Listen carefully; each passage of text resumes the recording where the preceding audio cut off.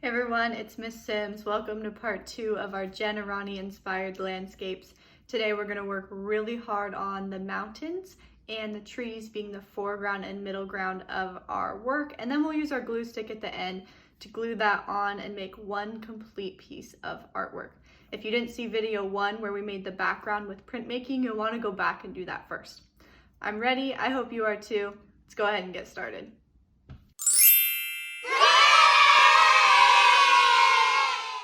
Before we start with our lesson today, I do want to explain the element of art that we're going to be working on today, and that element is called space. Not like outer space, like this planet here, right? Space as in how we use the space on our paper and how we show space in a landscape. So for example, if something is up really close to you, that's foreground. It kind of blocks out a lot of other things. Next to foreground, we might have middle ground, which might be kind of in the middle, but not all the way towards the back. And then the very last thing you see, that would be the background, just like these pictures behind me are my background. We worked on our background last time, so today is really going to be about using some different techniques and styles to make some dimension, make things look a little three-dimensional, a little more real, as well as creating a foreground and a middle ground. As a reminder, here's some awesome artwork from Aranyi. Look at that beautiful landscape, and here is what one of mine looked like when I was finished. We're going to have 2 goals today, just like usual. Our first goal is to use the element of art of space. You'll know you were successful if you drew the difference between the middle ground and the foreground. We're also adding details to our landscape today. These details are going to add dimension, make it look real, and we're going to do that by using different lines and shading techniques, which I'll show you. Today you'll need sulfite paper, that thick white paper, a permanent marker, scissors, and a glue stick. I do want to give you one little tip before we get started here. You're going to want to make sure that your paper is the exact same size as the paper you did for your background. So you might even want to get your background paper out and look at it. Remind yourself, okay, this is the exact same size sheet of paper that I'm using for both parts of the project. This will help it line up really well when we cut it out and glue it on later. Let's go ahead and get started with our mountains and trees. To start with, you're just going to want to get your permanent marker out and have your paper vertical, meaning up and down. Mine's the same size as my background.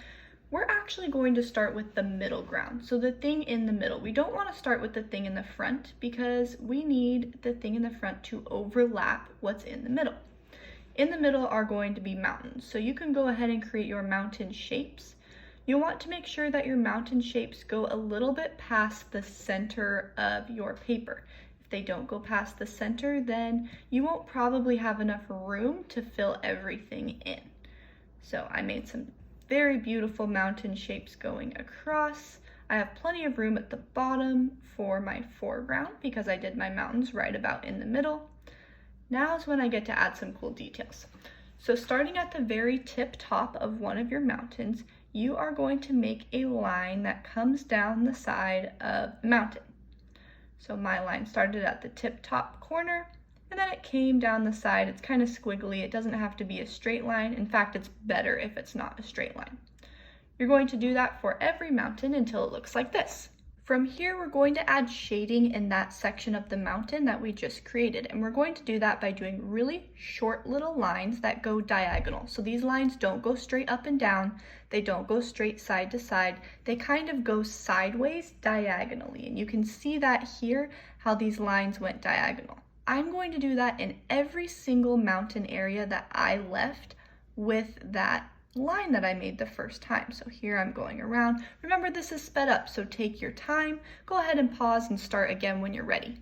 In order to make this look real, add more dimension, I'm going to add some squiggly lines on the blank part of the mountains that go the opposite way of my other diagonal lines. Make sure they don't go the same way or it won't quite look right. Another thing you can do is make little openings. They don't really have to be circles, just organic shapes. And then put those diagonal lines in again the same way you did it the first time. So if it's inside a shape, it goes the same as the diagonal. If it's not inside, it goes opposite of the diagonal. So it looks like snow is falling down these mountains. Go ahead and be creative, do what you want, and play again when you're ready. That is the middle ground of our paper, so now we get to start working on the foreground, which is going to be trees. Basically, I'm just going to make straight lines coming up from the bottom anywhere where I want a tree, and I don't want all of my trees to be the same size. I also space them out a little so that there's room.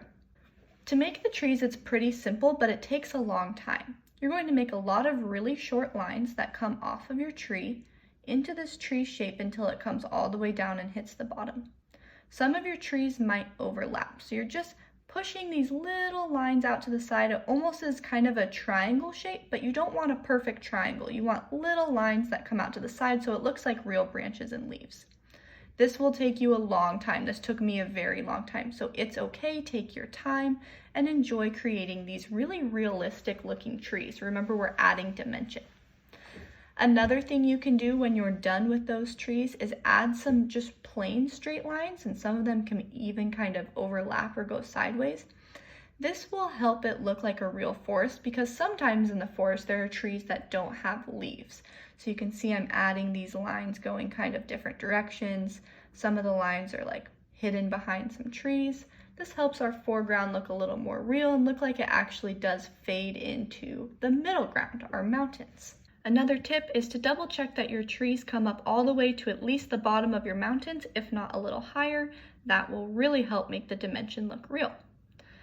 After that, you are going to cut, and I know it's really hard to see on this screen, so I'm super sorry, but you're just going to cut very neatly around your mountains. Don't cut on top of the line. Notice how I have a little bit of white on the outside of each of my mountain. I did not cut on top of the black lines. That is really important. Once you're done cutting, you're going to go ahead and get that background out that we worked on last week. It should look something like this. And you'll plan out where it's going to go. So mine's going to go like that. It looks really nice. All my different colors shine through and my paper matches. That's why having the same size paper was really important. Once you double check that everything fits well, you can scoot this over and you're going to add lots of glue to the back of your paper. Make sure that you're adding it to the back of your paper with the trees and the mountains, and you're getting like the peaks of the mountains and all the corners extra glue so that they stick on really nice and neatly. You're going to line this up with your background. I'm going to show you the bottom here. I'm lining up the corners and the bottom as carefully as possible so it's as perfect as I can.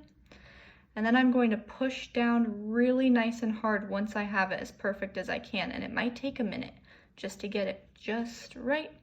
Then push down nice and hard. Make sure you get the peaks, the middle, everything glued on really nicely and strongly. We don't want our mountains to look like they're falling off if they're not glued on nicely.